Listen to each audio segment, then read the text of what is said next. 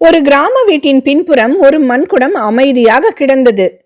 ஒவ்வொரு காலையிலும் ஒரு விவசாயி தனது தோளில் ஒரு மரக்கட்டையில் 2 குடங்களை தொங்கவிட்டு ஆற்றிலிருந்து தண்ணீர் எடுத்து வருவான்.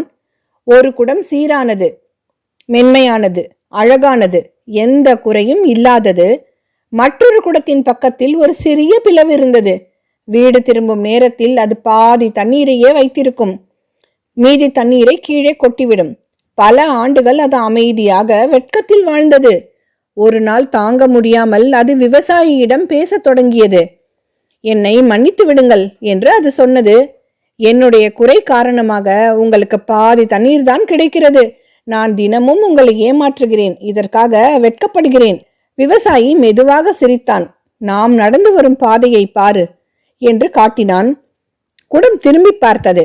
அதன் பக்கத்தில் இருக்கும் பாதையில் மஞ்சள், ஊதா, நீலம் நிறங்களில் மலர்கள் மலர்ந்து காற்றில் ஆடியது.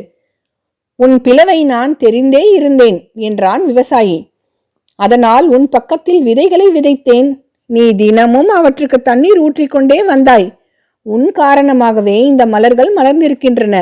அவற்றால் நம் வீடு அழகாகிறது. தேனீக்கள் உணவு பெறுகின்றன. அந்த குடம் அமைதியாகிவிட்டது. தான் குறை என்று நினைத்தது அழகிய ஒரு அர்த்தமாக மாறியிருந்தது. நாம் நம்முடைய மற்றும் நம்மை சுற்றி உள்ளவர்களின் குறைகளில் கவனம் செலுத்தி நம்மை சுற்றி மலர்ந்து கொண்டிருக்கும் மலர்களை காண மறந்து விடுகிறோம். எல்லா குறைகளும் தோல்வி அல்ல. குறைகளை நிறைகளாக மாற்றும் வித்தையை நாம் கற்றுக்கொண்டால் வாழ்க்கை சாதனையாக மாறும்.